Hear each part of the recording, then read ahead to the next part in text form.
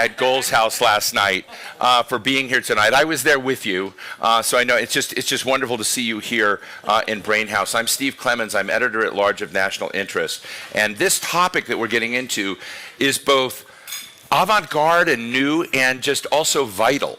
And it's one of these topics that I think I've been waiting for Patrick Kennedy, who I had a pleasure of, years ago of sort of talking about every dimension of mental health, but also brain health, and talking about the building blocks of who and what we are for a long time. And I think now we're finally to get to a point where we've got a sophistication and a dexterity in beginning to talk about some of these issues. So we're going to talk about brain capital, unlocking workforce resilience, and long-term economic growth with a fascinating panel I'm going to introduce in just a moment. But to help get us set up, I'm going to ask Rebecca Bagley, who is the president and CEO of the Kennedy Forum, to basically help give us an on-ramp into this discussion. So Rebecca? Thank you so much for being here this morning. I know it's early on a Thursday. We're all sort of rolling in on these many days of Davos, so very exciting. And do I have to? Oh, there we go.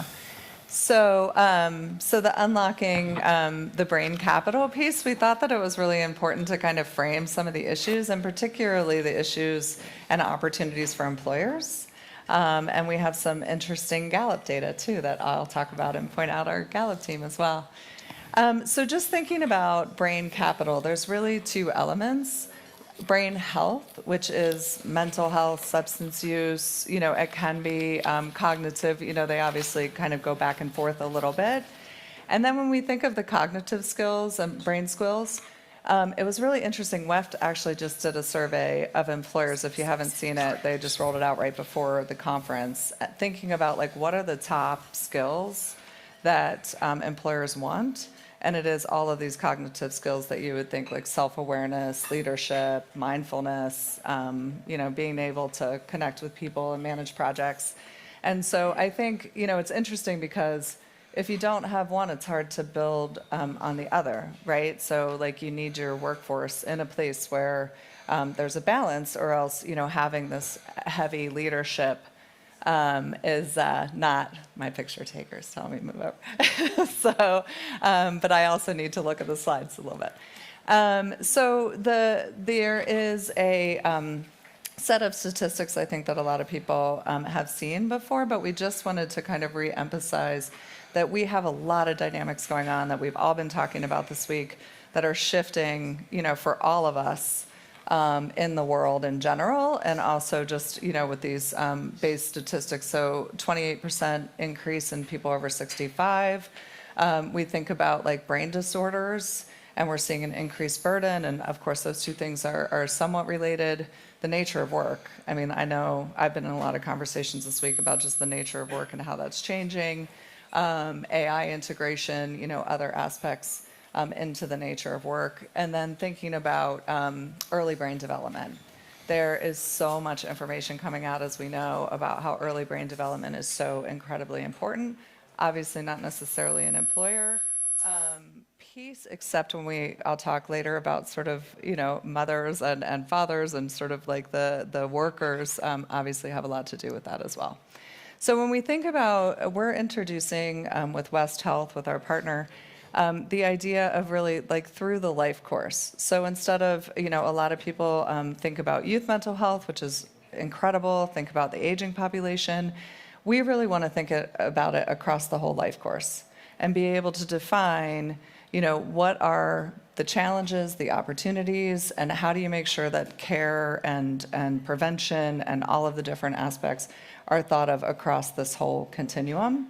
These are just meant to be just examples. Of course, they don't encompass, nearly all of the different aspects of what happens at different areas. But when you just to highlight, a few, postnatal depression is a huge issue, for parents. When you think about adolescents, 1 in 7 young people experience substance use issues, and that's only getting, worse, honestly, as accessibility gets so much higher. And then we think about the adult population, which we'll talk about a lot as we go through the presentation, because that's, a lot of the workforce for the companies that we're all running. And burnout has been a major issue. But then older adults as well. We're pulling more older adults into the workforce. There's caregiver, challenges for our workforce and our employees. So this, McKinsey helped us put this together, and Lucy's here. But it's so fascinating to think about, like, the brain tax. It's a cost basically to the company. So if you flip that around, there's this huge strategic opportunity to be able to think about different elements, be a really comprehensive plan, hopefully, and be able to lead in a space to differentiate as a company. These numbers were staggering, though, even to me as I was looking at them. You think about untreated substance use. So for a company with 10,000 employees, this is an annual number, $7.2 million lost. Potentially, again, depending on the makeup, but the average is employee burnout, 11.2 million. And then, elder care responsibilities, 1.5 million. So 10,000 person company, you think about what their revenue might be. And then when you look at these things, you have the potential to lose a significant amount of revenue if you're not thinking proactively and maybe even spending a little bit of money to be able to solve for some of these issues. So I wanted to point out John Clifton's in the audience. Do you want to say hello? CEO of Gallup. And West Health and Gallup have a strong partnership. And we have a partnership with West. And so we're all sort of in this together and talking about mental health and well-being. So they put a couple of polling questions into their last poll. So this is like literally hot off the presses. So thinking about people, basically these are the questions, right? So is your earning potential limited, or are you worried that it's limited by ADHD, anxiety, depression? And 34% are concerned. I think also very interestingly enough, 38% don't think their employers are doing enough, around this issue. And so I think we're going to continue to, poll on these issues and think about that aspect so that we can continue to build out. And there's actually also on your website, like an incredible amount of already the well-being initiative, like statistics and everything that they pulled together. I also wanted to introduce, the Kennedy Forum does most of our work in the United States, and we've set out what we call a North Star goal, public health goal, of 90-90-90 by 2033. And we translated into employers. So this is the translation, but it's basically 90% of people getting screened. So do we know whether you have a substance use or a mental health issue so that you can go get diagnosis and care, making sure you get evidence-based care. And then we say moving towards recovery when we're talking about the whole community. In the context of business, it's, do your employees understand it? Are they engaged in it?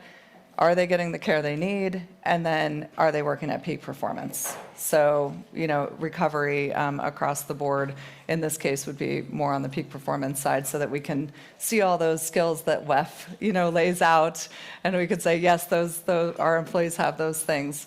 And so just thinking about, again, employers and that lens, I just wanted to point out the ecosystem because I do think, this is not just something that employers can solve. There is a whole community approach that needs to happen. And so some partnerships and thinking about the ecosystem is important.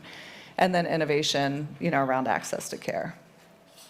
These are just a few examples, and I just want to highlight that they by no means are everything that these companies are doing, but we just thought it would be really interesting to give a couple of specifics. So there's 6 high-impact brain health drivers, so thinking about stress, sleep, access to healthcare, cognitive engagement, physical activity, and mindset and beliefs. And so these are just a couple of examples, obviously, of very large companies. And what they have, their outcomes basically on addressing these different issues in different ways in the company. And again, they address many of, like Pepsi also does cognitive engagement, for instance. We wanted to just sort of show a visual around, this is 100 employees.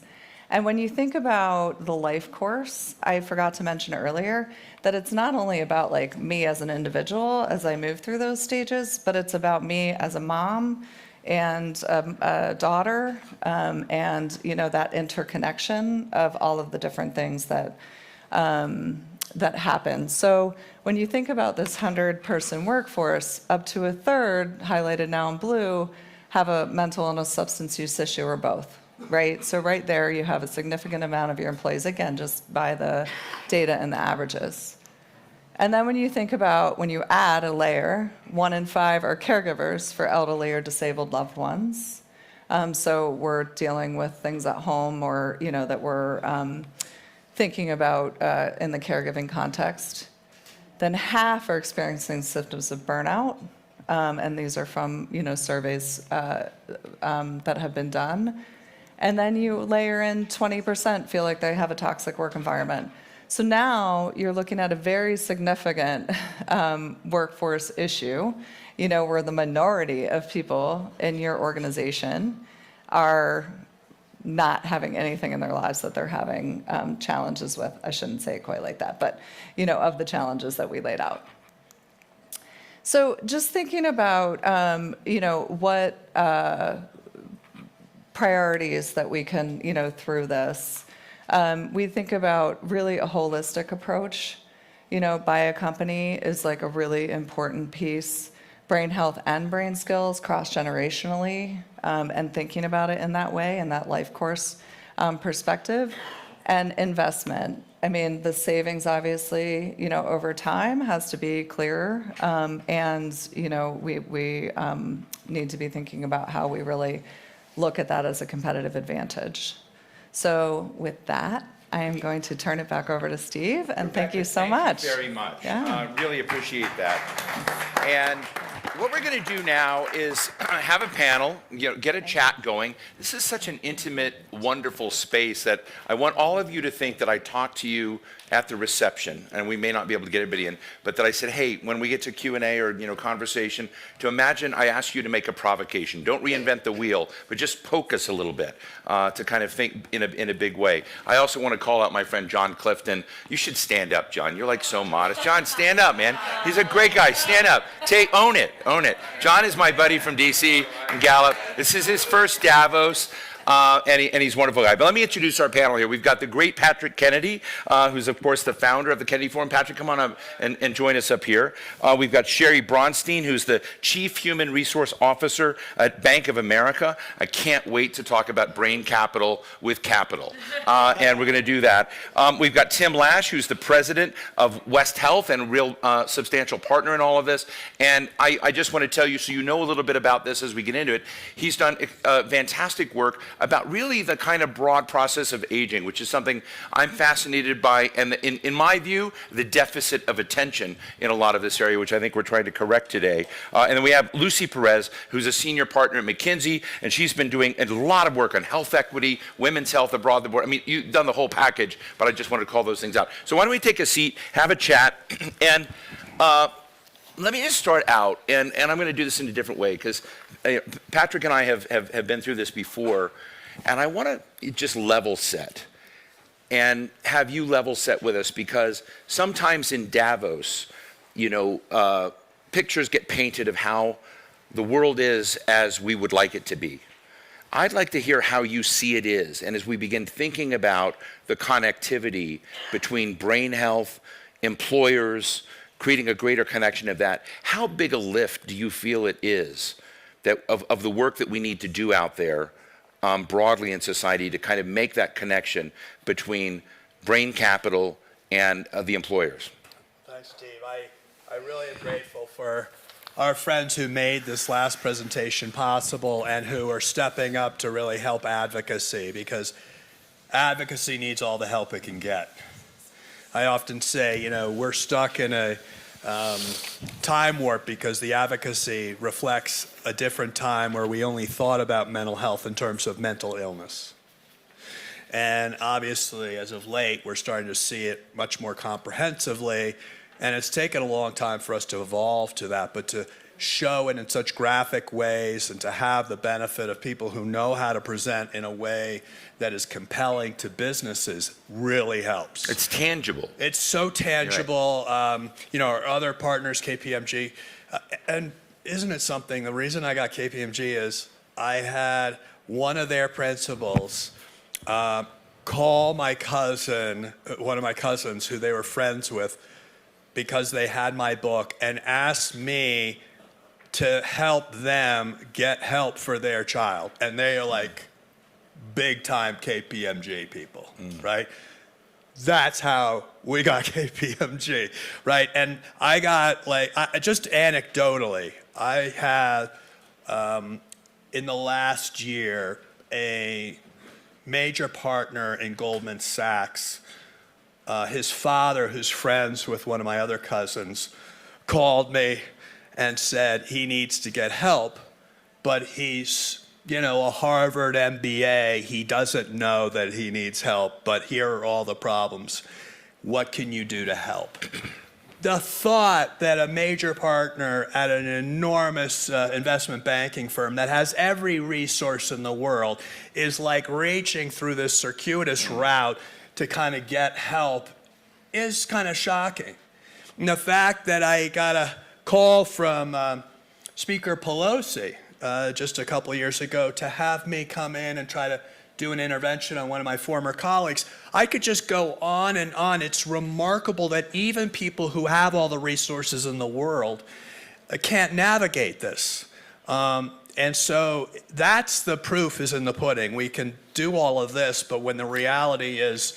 But just to jump in real quick, because you're talking about the human connectivity that people have in their lives, that it's beneath the, behind the door, it's, and you scratch around and, the most powerful people in the world or the least powerful people in the world have this out there. But when you kind of look at the data that we just saw and how companies and employers, it gives them something that I think is bigger than personal experience. I mean, that's the whole thing. How do you go from being a boutique to becoming standard? No, I mean, in this time with the new administration, we need to make this case on the money, on the cost-benefit analysis, on the ROI. Right. Because if businesses have the template where they can demonstrate that there are savings by doing something that otherwise would be seen as liberal, progressive, lefty, but is now seen as essential to the success in business in America, that totally shifts. And by the way, that carries over politically, so that we're not only making a difference with companies that have large voice, especially in a new administration, more so than many of the advocates, but then the government is also thinking, wow, this is not in the old paradigm of all those advocates are pressing us to try to do something that isn't right. It's just a cost and a burden on government. Tim? I think, Corda, what you're asking is, how is it really financially, right?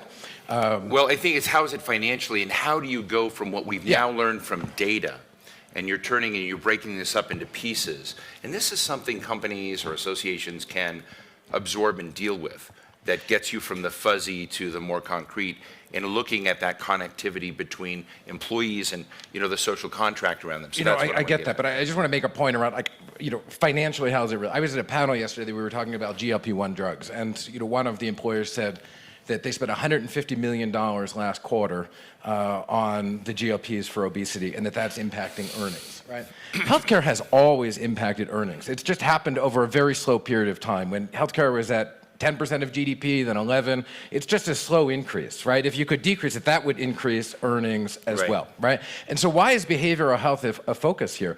It's the only chronic disease, and it is a disease, right, where morbidity and mortality has continued to go up. We're treating behavioral health like we treated cardiovascular disease in the 1970s. And what do I mean by that? 1970s, you have a heart attack, right? You survive. Hopefully, right? And they tell you need to go on a low-fat diet. That's what we did, right? What do we do now? We do cholesterol testing, we do calcium scores and other things to be able to predict those things, right? We don't do that for behavioral health.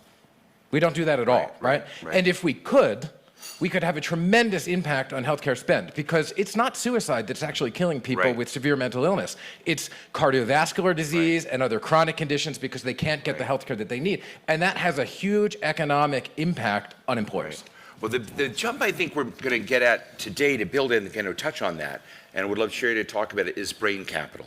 And to have another, basically a term and a currency, if you will, not to jump on the capital, but a way to kind of talk about how we think more constructively about what the building blocks of mental and brain health are. So Sheri, I'd love to hear about how Bank of America is thinking about brain capital and how it could revolutionize just to attend, to talk to what Tim said, trends are going in the wrong direction. How can we take a methodology and basically get things to become reinforcing and net positives moving in the right direction.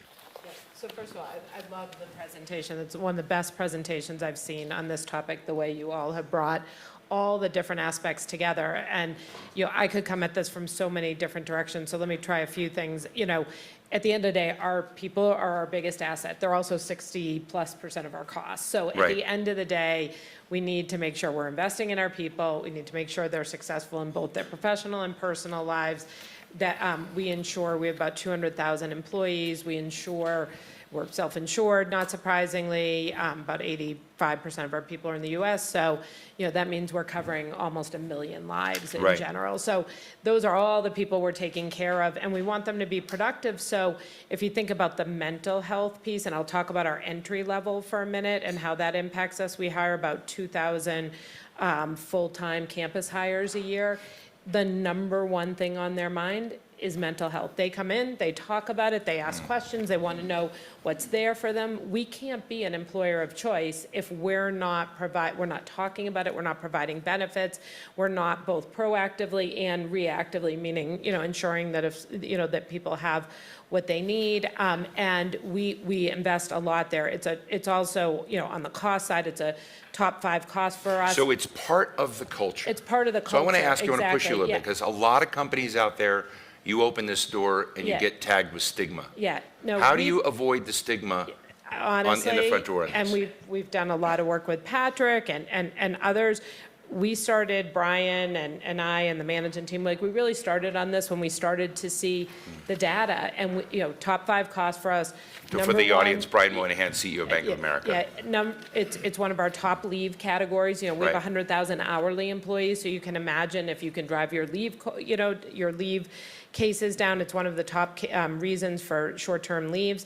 And we just started hearing these stories. So there was the hard data, but there was Right. also the soft data of, we'd be in a town hall and Brian would talk about it. It's okay to talk about this at work. And people would stand up and start telling stories. And we have a culture of caring about our people, and I've had so many people say to me, look, the bank's a great place to work, but it's never greater than when you're in need. Just this week, as I was leaving for here, got a call from one of my colleagues, my child's in crisis, and I think to the point that's been made is, it's not just our young people, but it's parents. We see, the mental health demand really coming from our entry level, but also parents. It's a daily conversation with parents, and then people taking care of elder parents as well. And so, we really, in order to keep our attrition low, to be a great place to work, to attract new talent, we really need to invest. And then it's everything about, on the brain capital side, how we invest in skills. We have 1,000 people who do upskilling, reskilling, and just keeping people constantly learning.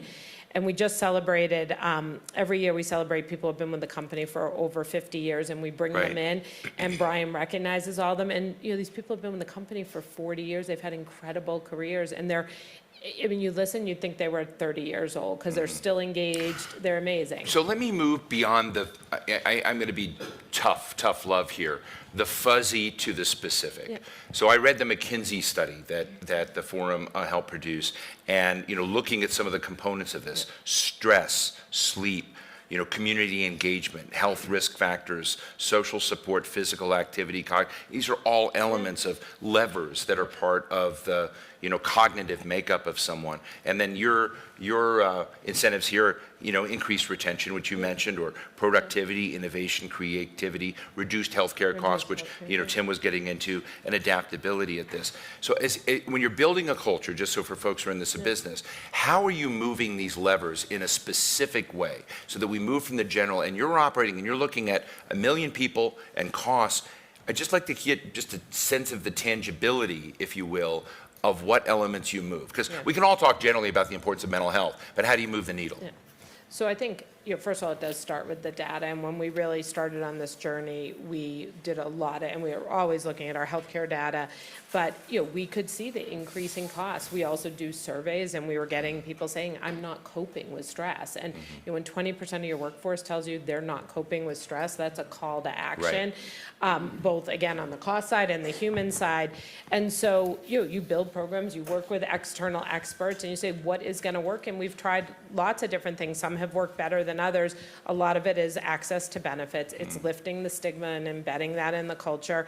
And also managers are key. So we've done a lot of manager training. We've worked with Ariana Huffington at Thrive, and we've trained our 20,000 managers to recognize the signs in their employees, but also to make sure they're taking care of themselves. Lucy, I'd love to hear from you a little bit on how to do this, because another element of this that isn't often discussed is, I think it comes into what Tim's like. There's an increasing anxiety out there. I mean, it's fascinating when you look at like economic numbers out there. Markets are sky high, unemployment's real low, but if you go out, anxiety is high. I don't know if it's because of technology coming or, people feel stress.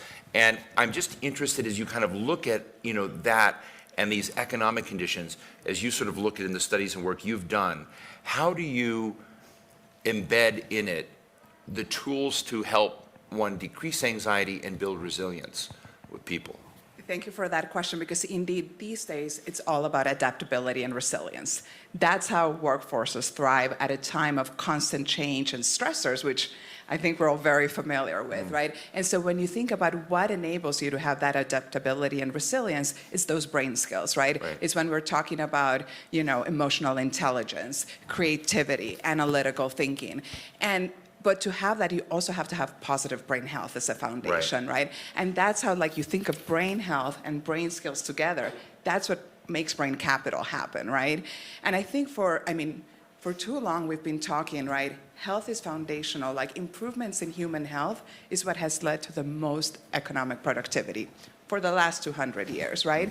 But for too long, we've been focused on physical health, right? I think what's really exciting now is this increased recognition about mental health, right? That we need to think of health holistically. And indeed, you look at, employer cost in this space, right?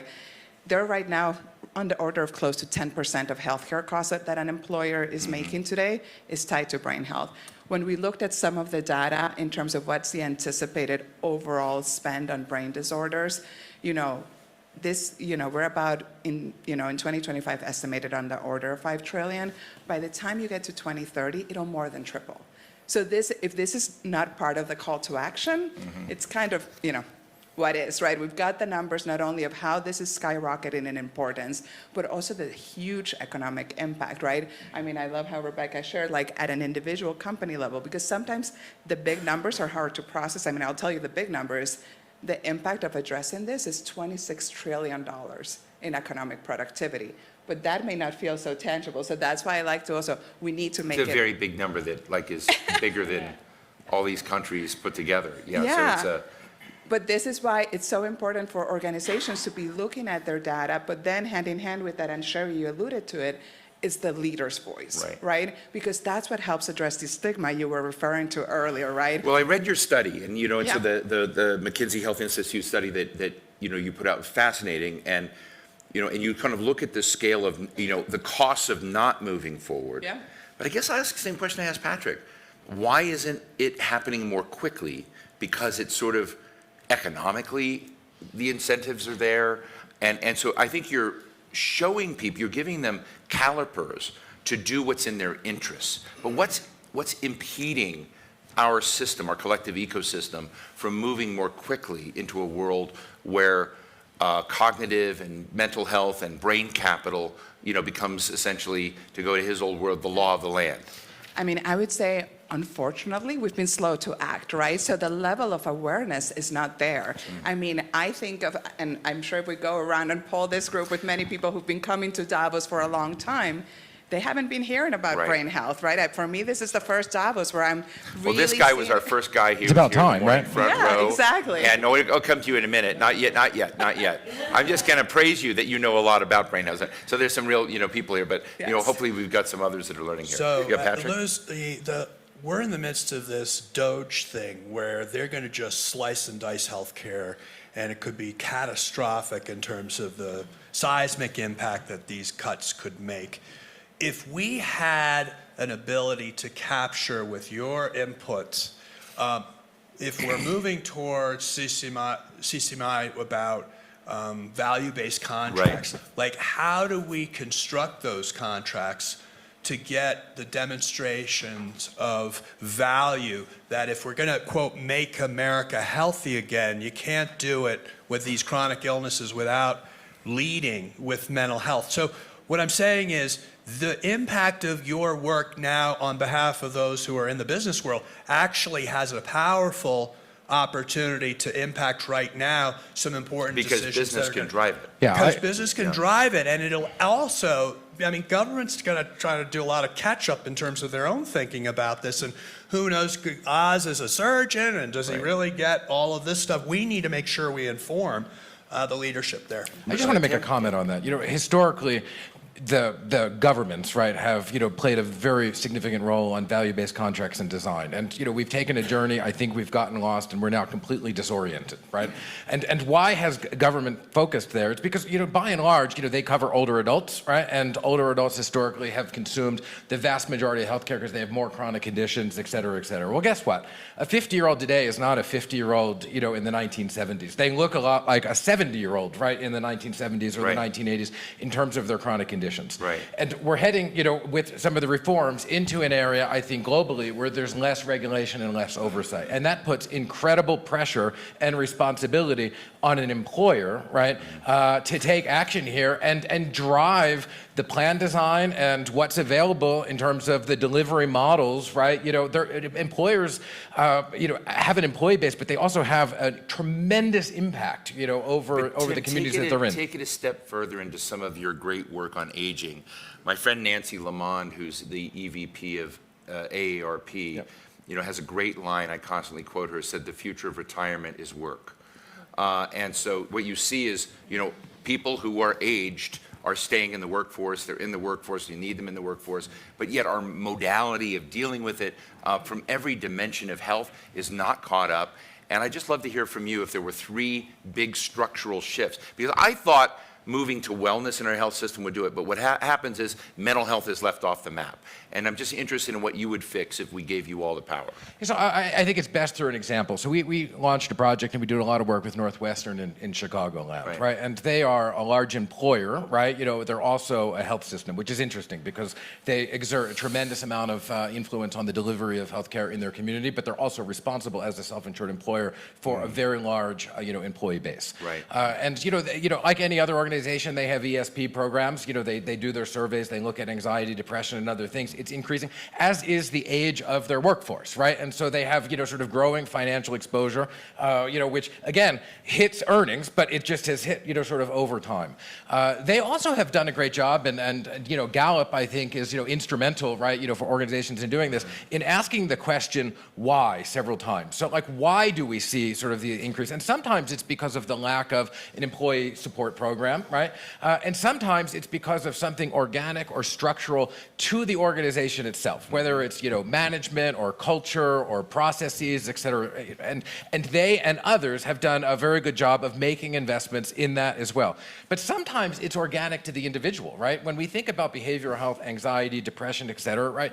There's a psychopathology, right, that exists. And sometimes, yoga or listening to something like might not be enough, and a better manager might not be enough. And so they've taken steps to integrate primary care and behavioral health across their entire network. And that's something that we're working with them on. And when you do that, right, you come at it from those 3 angles. You asked about structural changes, right? You can't you need structural changes within the organization to have some of the support programs. Sometimes you need to change the organization itself, right? And sometimes you need to make the structural changes in the delivery of healthcare, right, and the plan design so that people can get the care that they need. And guess what? If an employer does that because it has an ROI for their bottom line, for their earnings, it also accrues benefit to the broader community, including seniors that aren't working. Sheri, let me ask you a question about another bit of framing change that I think that you're involved with. I may get the language wrong, but life course, or the life course of brain health and brain capital.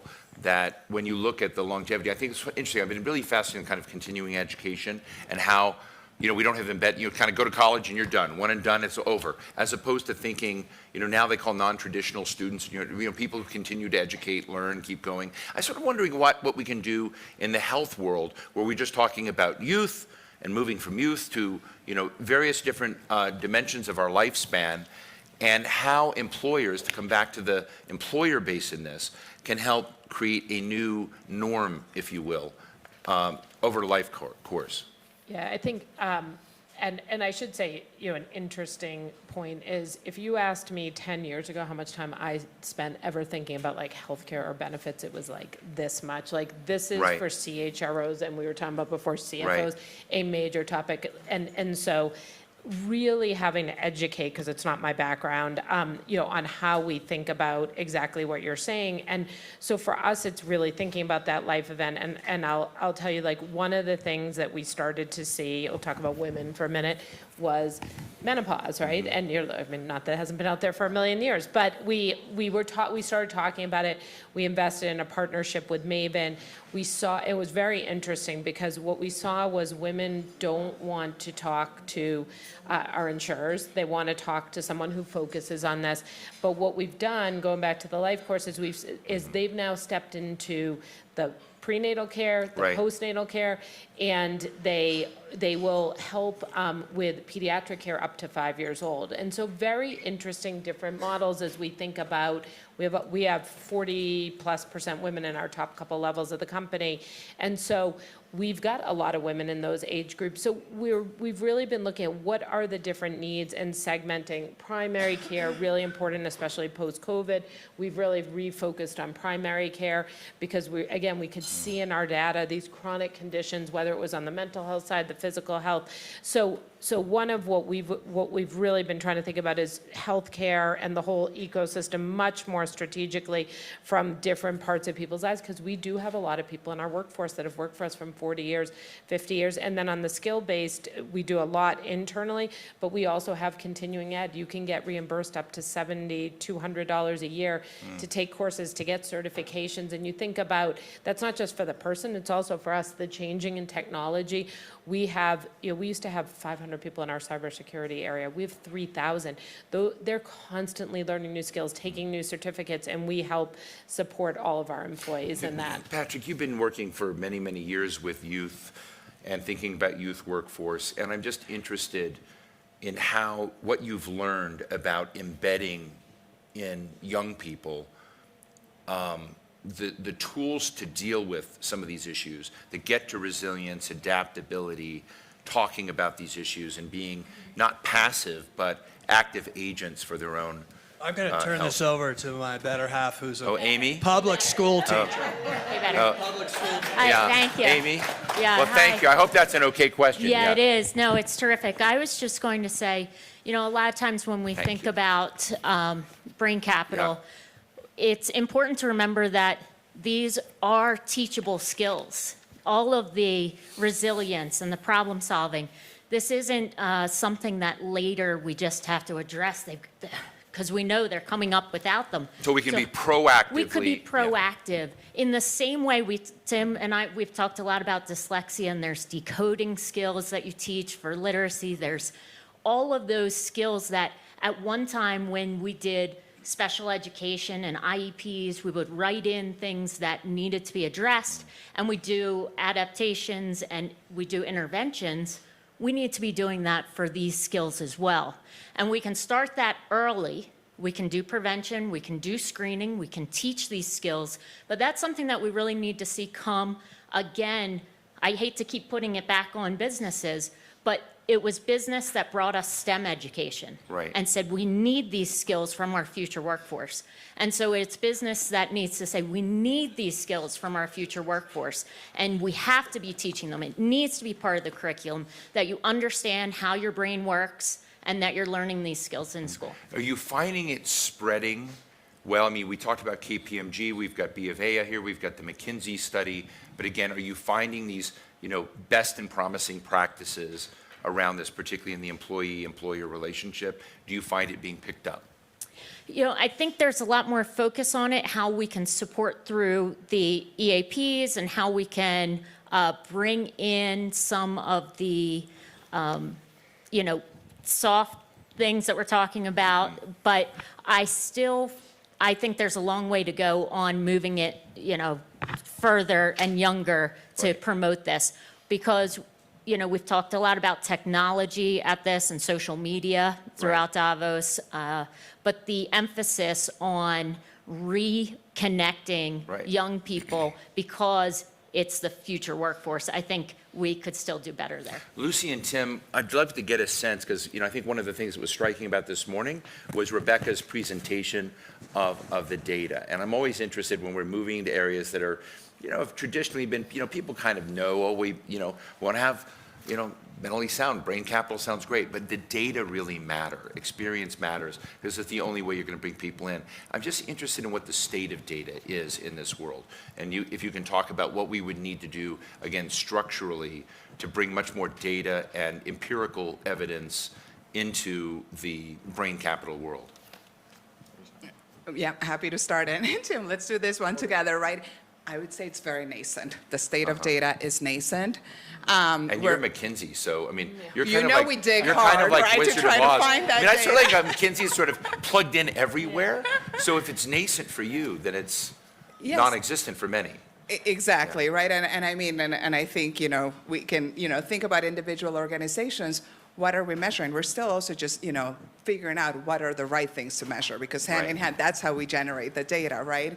I think it also highlights the criticality of understanding different groups. Whenever we look at health, right, it's not about a one-size-fits-all, but really understanding unique needs. I mean, you talked about women's health earlier and thinking about menopause, right? So I think as we look ahead, it's really important that we make sure how we're addressing brain health, that it's in an inclusive way, to use the word that Patrick referred to earlier, and that as we think about this data, that we also think about how we're deploying it in a very responsible way. Back to the thinking about the stigma that you alluded to, that oftentimes can get in the way of what type of data maybe employees are willing to share, right, as you think about that. And so for me, I mean, one of the things that I would talk about is, indeed, we're in the nascent stage, but with the increased attention to this, we will be generating a lot more data, right? And technology allows us to generate a lot more data, not only to understand the baseline of where we are today, but most importantly, what works best. Because that's what we all want, right? Is to figure out what are those targeted interventions that work best, that can be deployed at scale. Let me just say to Lucy, Tim. we need this in government. I mean, government's the biggest spender, and government does not see the data and the scoring of the impact of various interventions across minimizing criminal justice costs, human services costs, foster care, housing. And if we're siloed in our thinking in terms of our budgeting, we're not manifesting the real savings that the government could do. So when McKinsey and BOA and everyone else starts to think about this, they're also doing it on behalf of a broader thought pattern that we need kind of at the highest levels of decision. What I hear from Sheri, though, is really important. I'm just going to be blunt. I'm sure B of A loves its people, but you also laid out and said, this is our bottom line, right? We're paying a lot of money. We're losing a lot of money by not. So you're being shrewdly self-interested in worrying about the mental health of your people, which is a very different argument. Our healthcare costs are $2+ billion. So, every quarter our CFO comes in and says, what are you doing to make this better? And that's the dialogue. So have you noticed real impacts on the bottom line? Look, have you been able to measure? We have been able over the course of the last decade to keep healthcare inflation lower than the average of what's happening out there, about 1%. It is still growing. It's still growing, faster than any other cost, but we've been able to be below the inflationary rate by about 1%. Some of that's physical health, some of it's mental health. And then really the turnover, the absenteeism, the leaves, I mean, especially in our, in our hourly workforce, if we have 20% of people out on leaves in our consumer business, I mean, those are financial centers not opening, Right. I mean, or we've got to have 20% more people than we need. So you've got a bottom line. So we've got it on the Tim, I'd love to get back to evidence. Yeah, I just want to go back to the evidence because I think data has many facets, right? Right. And so no doubt we are lacking data across the board, including how big is the problem. Houston, we have a problem. And we can interrogate that more, but there's a problem, right? But there's also a lack of data around sort of evidence-based screening and the therapies and then the follow-up, right? And so why is that? It's because we've treated mental like dental, right? Somehow it's been segmented off as like a different area of health, right? And so when I cited that mortality and morbidity, only chronic condition, right, where it's rising, Right. it's not because it's necessarily harder. I mean, the brain is complex, so is the heart and everything else, right? It's just we've underinvested, in that space, and the time's got to stop, right? And I think employers have, can play a very critical role, right, in saying this is important. We need to think about, additional data, not just for, what are the circumstances for our employees, but like really start looking at the evidence of where should we screen, when should we screen. I happen to think that primary care is the common denominator, right, So- to reach as many people as So possible. Tim, and then look at the well, interventions. let me just real quick, why isn't water running downhill there? Who's the villain in the story that's keeping that from happening? You got to follow the dollars, right? I think that's where it ultimately lies. So that's to Lucy. Like, when you're studying this, do you really advise when it comes to the insurers, when they decide to minimize their network or just by default because they're not paying therapists enough?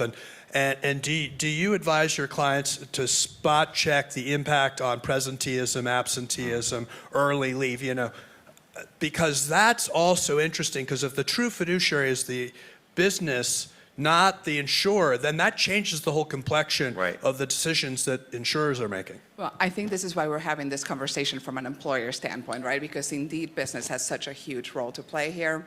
I mean, one thing I do want to make clear from my prior comment in saying that we're in a nascent state when it comes to a lot of data, not for the business case. I feel like the business case, it's crystal clear. Every organization knows Right. how much they're spending. They're looking at the trend lines, Sure. right? Where we are is more as we think about the interventions. How am I measuring, particularly so I can prevent? Right. Because we know it's that much more expensive if we look to intervene and address on the back end. And so that's where we need the help, right? So that what are those markers that I'm tracking, right? How I am leveraging that data and technology that allows me to intervene earlier because the business case is so clear. Well, look, I want to get to, or did you want to say something, Sheri? I was just say, we have a lot of good metrics in the mental health space on sort of usage. We can see Right. when our summer interns come in, our EAP usage going up, but it is harder to get to the outcomes because I think the whole system is still so fragmented.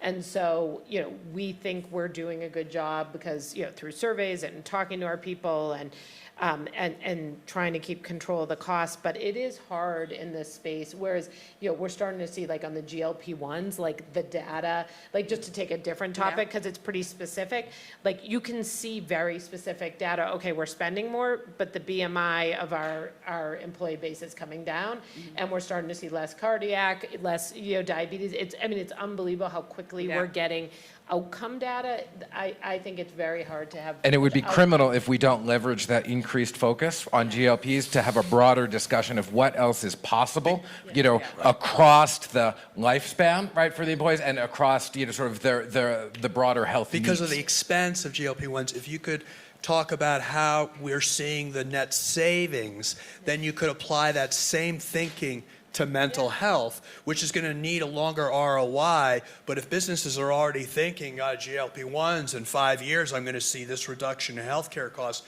then they can set up a financial system that, in terms of their reinsurance or how they purchase insurance, that could be Well, Patrick, applicable what to you're mental saying health. is that business is already doing dynamic scoring, and the government is not. Thank you for saying that, I Steve, mean- because I was totally lost in what I was trying to explain Yeah.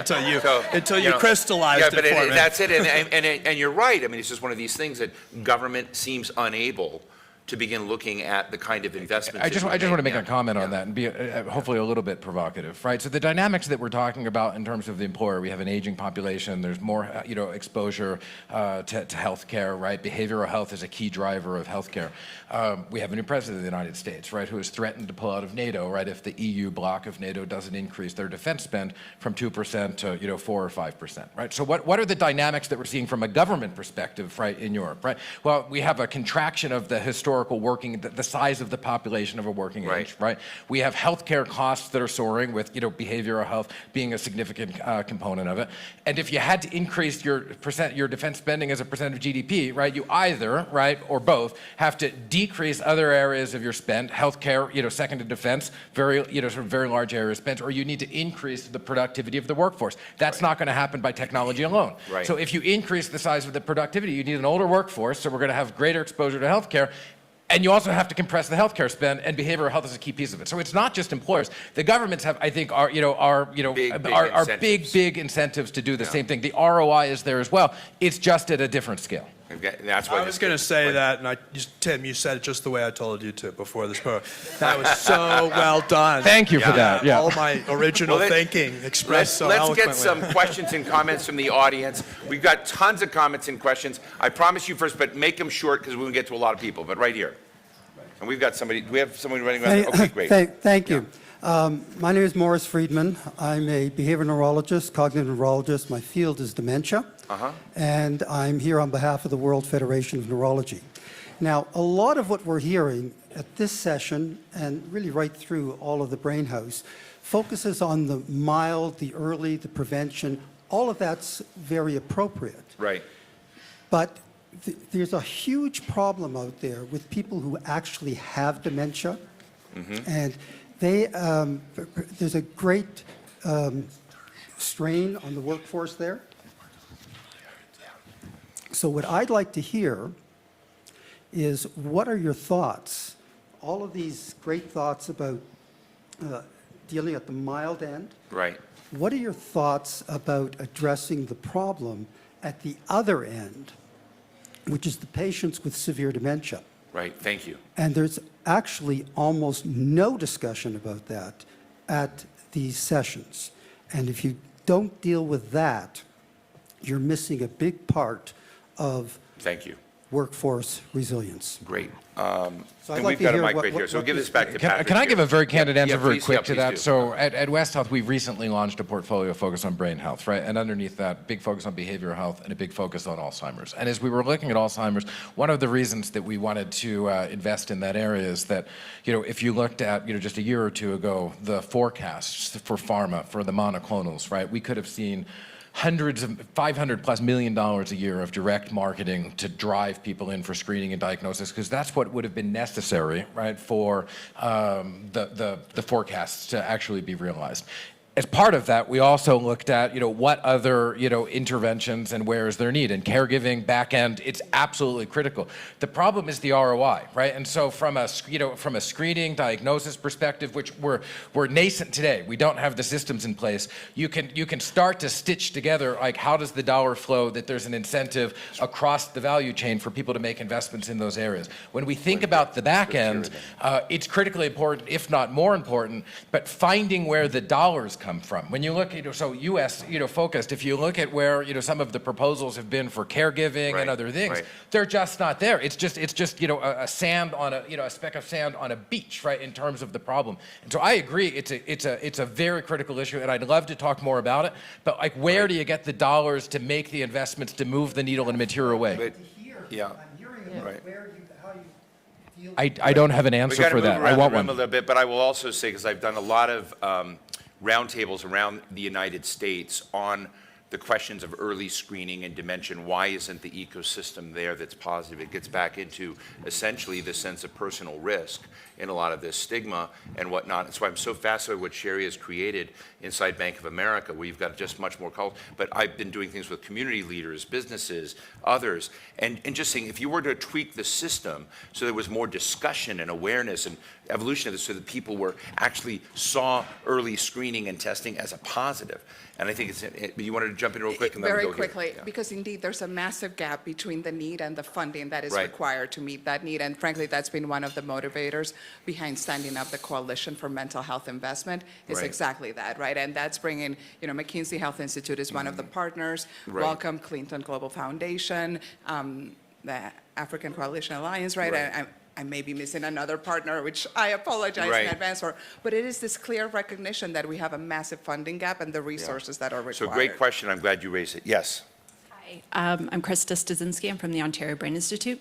Love the conversation, totally agree and on board. I want to pick up on something that you said, Lucy, about the importance of having tangible things that we can do. And so I'm going to take you through my train of thought because I've connected different dots and I want to get your reaction on an idea that just sort of crystallized for me. So how do we do this? Stigma is going to be an issue. So as employers and leaders and organizations, we spend a lot of time investing in our future leaders and in our teams doing things like communication tests. Right. You do personality assessments. You do EQ assessments. I don't even know if some of these things are still done, but historically, those are things we've seen a lot of.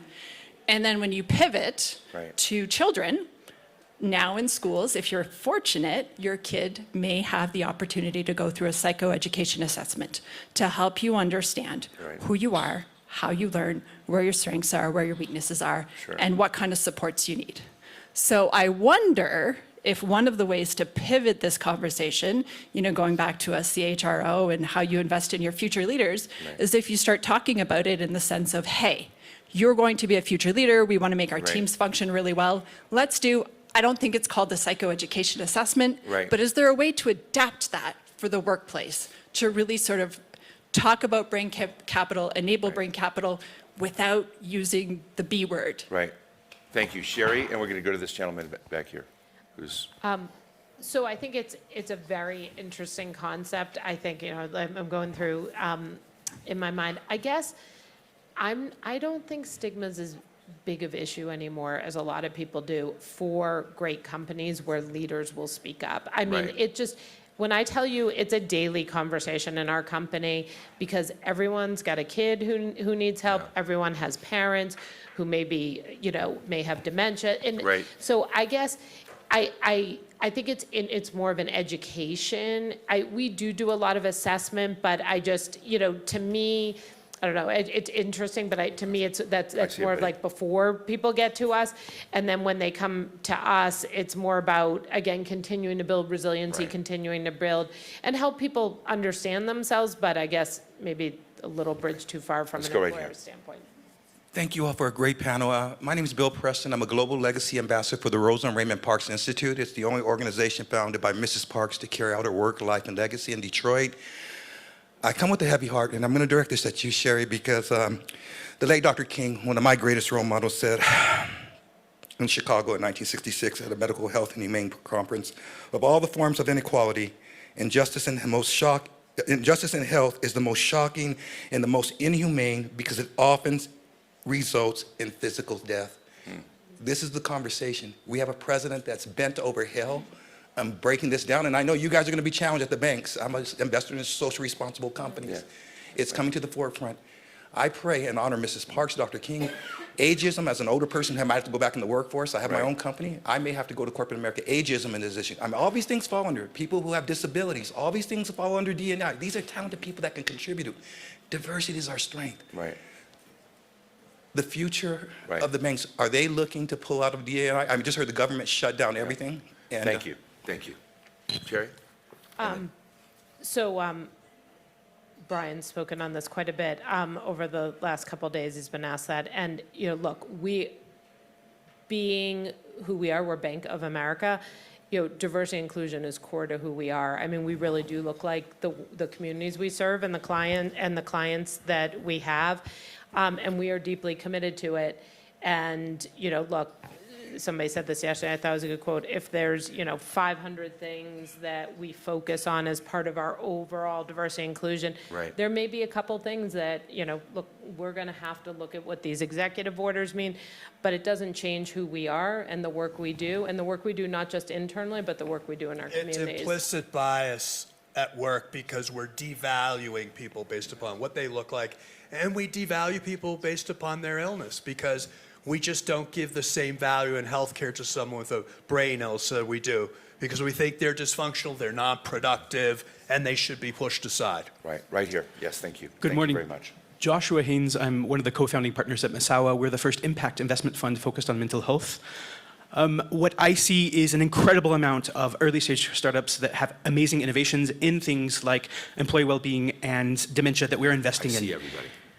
We're lucky that we're in a trend where more capital is going to this because there's a huge opportunity. Right. But we need more innovative capital at the early stages. Right. And so how can we incentivize pensions, banks, investment firms to also invest in that more riskier asset class because it's going to pay off?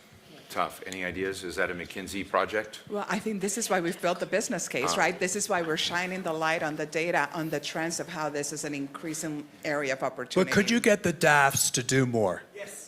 Is what I'm just, that's what I'm talking about. All these people have these family funds. They're supposed to be giving to nonprofits. They're managed by Fidelities, other enterprises, and there's lots of money in those. Yeah, but it's not just about the capital, right? If you create the market, which is employer, you show that employers want it, will use it. If you realign the delivery systems, integrate primary care and behavioral health, et cetera, so the market is there, the capital will follow that, right? So it's not just about stimulating sort of capital to go in. You have to make sure that there's a customer on the back end and that has an ROI as well. So we're going to gather a bunch of questions because just about everybody has a question. So we're going to just gather a few of them, but make them quick. We can go lightning round, but me too? Okay, yeah. Hello, my name is Mitu Storoni. Amazing panel and such powerful illustration earlier. We're talking a lot, we're speaking a lot and doing great things on lifting people upwards and providing a safety net. Have we, I wonder what the panel thinks about the idea of kind of flipping this on its head and making work really, really enjoyable and engaging and putting an emphasis on that. And the reason I say this is because I've just written a book called Hyper Efficient, where I argue that the current... Say it again, I don't think you hyper efficient. Hyper efficient. So the efficient word is, and it was the Financial Times Book of the Week. Book of the month. Book of the Must month. read Book of the month. Come on, Steve. Yeah, sorry. I didn't mean to demean your book. That's all right. That's all right. And what I point out there is that, in a way, chronic stress and burnout is like repetitive strain injury for the mind. And the reason is that we work with the mind using the old template of assembly line manufacturing, which produced quantity over quality. When we switched to brain work, we never changed how we worked. Now we really must, because now emphasis is moving to quality. So how about we change the way we work radically to emphasize creativity, learning, analytical thinking, which are all neuroprotective states. Great, thank you. I'm going to jump to a few more questions before we jump on that, but I'm going to buy your book. But this gentleman, this gentleman and this gentleman and this gentleman, okay. Yeah, I have a lot of questions, but I'm just going to tell you just one thing. There's a beautiful event today at the museum, and it's Women in Workforce and Menopause Mandate. Are you aware of it? No. I got invited on the train when I was going back to Zurich, and I'm going. Because we're here at this cool event. Yeah. The question is, the question is, they are ground zero addressing all the issues that you're bringing up. Yeah. And my thinking is, I'm going to learn there. I'm in a learning environment. I'm just letting you know in case people didn't know that. Well, thank you so much. We got to work I together, appreciate for that. sure. Great, let's move to this gentleman, okay? Right over here. Yeah, we'll just keep, yeah. As long as you've got a good zinger, it's great. Go ahead. I'll keep it super simple. Tom and tell us who you are. Tom Monahan, CEO of a global professional. Oh, Tom. Buddy. Steve. How are you? Sorry, I'm in the dark. It's an old friend, yeah. We come to Davos to see each other. We live about a mile away. I run a global professional services firm named Heidrick & Struggles. What's interesting, and probably for B of A and McKinsey more than anything else, I sort of look at our performance management systems and our frontline leaders and say they're the highest leverage thing here, and they got a lot on their plate, and this is new. And I'd love to just hear how we integrate it into a new view of performance. Well, I'm going to turn it around, Tom, because I know you. Give him the mic again. You're now a member of the panel. I mean, I know Tom well. Tom was one of the leaders, CEOs of one of the major advisory firms of the top firms in the world. With the kind of data that you begin to say here, is it beginning to get in the form and shape that you feel many of the people you've interacted with can begin to absorb and apply? Sure. If there's one thing, what did Oscar Wilde say? Experience is the name we give our mistakes.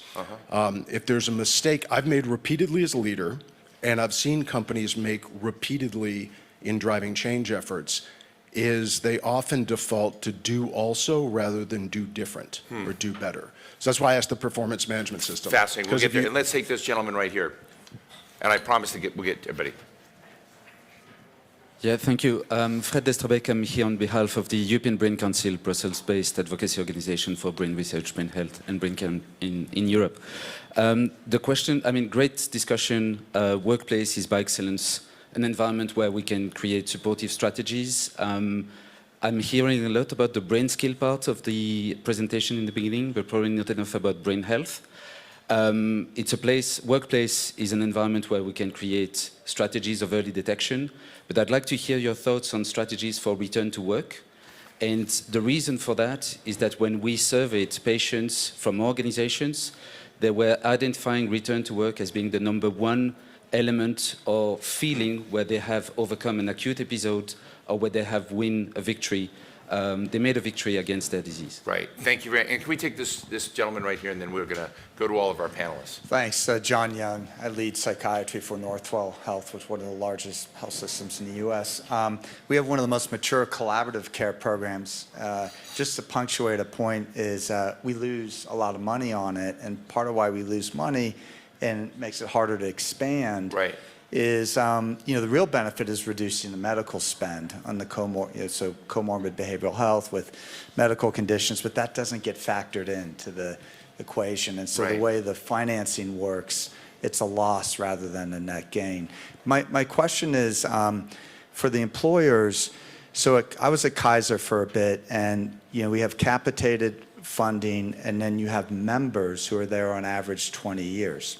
So you can spend money going to people's homes, getting them to eat better, so you decrease stroke, but that benefit comes 5 years later. But because the members are there for 20 years, you've got everything aligned. The ROI is extended. So just for the employers, like, are your employees with you long enough to really incentivize you to invest in that way? Great. So let's go through all of these. I know there's a lot, but let's just go down the panel and you can respond to what you'd like to. But Lucy?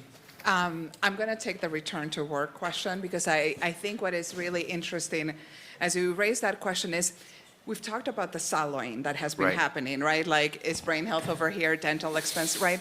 And I think one of the big unlocks here is really how do we think more in a more integrated fashion around health. So what I've seen in some of the best practices as you think about return to work is, do you have a return to work program that's holistic, that accounts for the different reasons? Because by the way, that woman returning from maternity leave or the father coming back on parental leave is gonna be facing similar challenges. So you need to be thinking about this holistically. Can you also address Tom Monahan's question about the sort of management?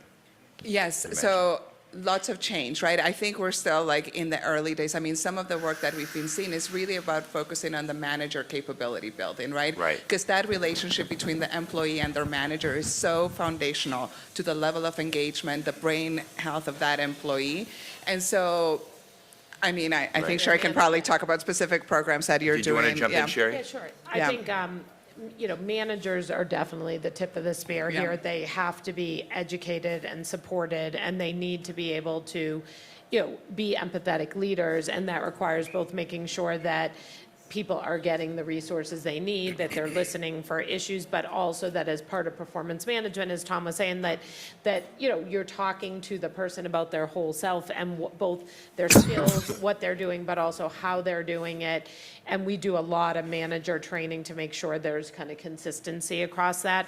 And that's also a time where, again, when you're talking about people's career aspirations, which we do every year as well as part of development plans, that's part of thinking about building their skills for the future. Again, continuing to invest in their brain health. So I think it's a great point. And do you have any quick insights in Michu's comment about realigning work to fit with brain rhythms?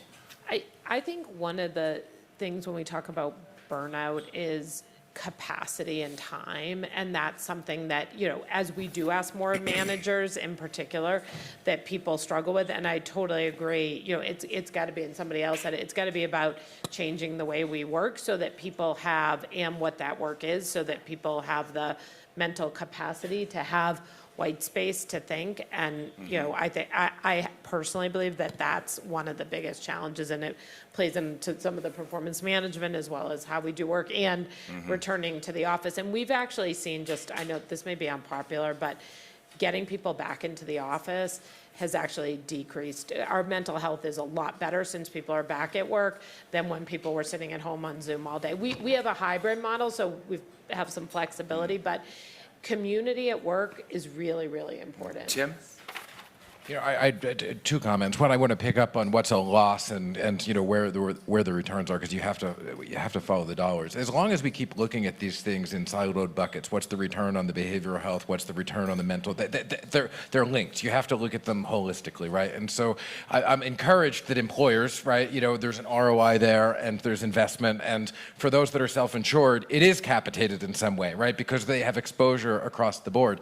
But for us to really unlock the full potential across the lifespan, we're going to have to see value-based contracts and risk-based agreements accelerated in terms of their penetration. And unfortunately, at least in the U.S., we've been kind of schizophrenic there, right? If the Fed changed their monetary policy as often as CMMI has changed their value-based pair policies and models, the markets would be all over the place, right? And so we need some stability there, and we need to accelerate the movement to value-based models, which I think is congruent with us, thinking about the body in totality, which includes the brain and the body and the teeth and everything else.